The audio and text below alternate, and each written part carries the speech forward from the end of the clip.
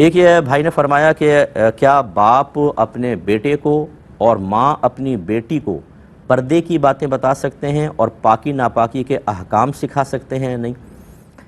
دیکھیں پاکی ناپاکی کے احکام میں تو کوئی مسئلہ نہیں ہے۔ ماں اپنی بیٹی کو حیض و نفاس کے مسائل بتائیں، بالکل ٹھیک ہے، استحاضہ کے مسائل بتائیں۔ والد صاحب جو ہیں وہ بیٹے کو بتا سکتے ہیں کہ بیٹا تم اس میں بالغ ہو جاؤ گے، احتلام ہوتا ہے، اس میں غسل اس طرح کا ہوتا ہے، بالکل اس میں کوئی شرم و حیا کی بات نہیں ہے۔ ہمارے ہاں المیہ یہ ہے کہ ہر طرح کی دنیا کی بات ہو جائے گی۔ بعض اوقات موویز گھر میں چل رہی ہوتی ہیں، اس میں غیر اخلاقی مناظر ہوں، دیگر چیزیں ہوں، کوئی مسئلہ نہیں ہے، لیکن جب شرعی احکام کی باری آتی ہے تو بولتے ہیں شرم آتی ہے بچوں کو یہ احکام سمجھاتے ہوئے۔ چلے اگر آپ کو شرم آتی ہے تو پھر کوئی عالم دین اور اس طرح خواتین کو کسی عالمہ کی خدمات لے کر کم از کم اپنے بچوں کو یہ علم تو دینا ہی ہوگا، اور اگر براہ راست دیں تو کوئی مسئلہ نہیں ہے۔ سیدہ عائشہ صدیقہ رضی اللہ تعالی عنہا ارشاد فرمایا کرتی تھیں کہ اللہ تعالیٰ انصار کی عورتوں پر رحمت نازل فرمائے کہ انہیں شرم و حیا نے نبی کریم صلی اللہ علیہ وسلم سے مسائل پوچھنے سے نہیں روکا،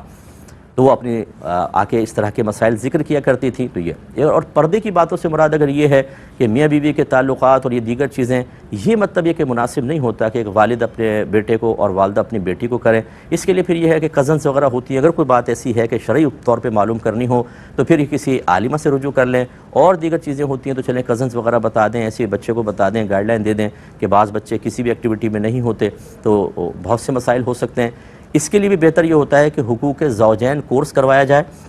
اور اس میں جو بھی استاد ہوں بچے وغیرہ دائرہ ادب میں رہ کر ان سے کویسچن کر لیں کہ کیا کن امور کا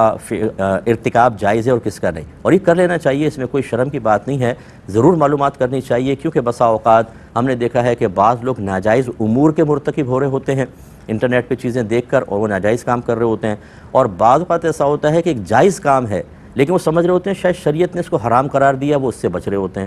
اس میں خرابی ہوتی ہے کہ ناجائز اور مکروہ کو جائز سمجھ کے کرنا یہ قابل گریف، اور ایک جائز عمل کو ناجائز اور گناہ سمجھ کر چھوڑنا یہ الگ مستقل گناہ۔